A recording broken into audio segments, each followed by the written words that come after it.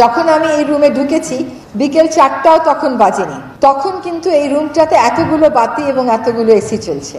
আমরা সবাই আমেরিকানদের মতো হতে চাই, ইউরোপিয়ানদের মতো হতে চাই, কেউ তো ভুটানের মতো হতে চাই না। পৃথিবীতে green house gas, carbon die oxide এবং আরো 6টা গ্যাসের পরিমাণ বেড়ে গেছে। যে 6টা গ্যাসের বৈশিষ্ট্য হচ্ছে ওরা পৃথিবী থেকে তাপটাকে বেরোতে দেয় না, ট্র্যাপ করে রাখে, ফলে পৃথিবী উত্তপ্ত হচ্ছে। এর জন্য 2050 সাল নাগাদ অনেক প্রাণ পৃথিবী থেকে, শুধু মানুষের প্রাণ না, জীববৈচিত্র্য হারিয়ে যাবে। এখন আমরাও তো সবাই ওদের মতনই হতে চাই, আমরা সবাই আমেরিকানদের মতো হতে চাই, ইউরোপিয়ানদের মতো হতে চাই, কেউ তো ভুটানের মতো হতে চাই না।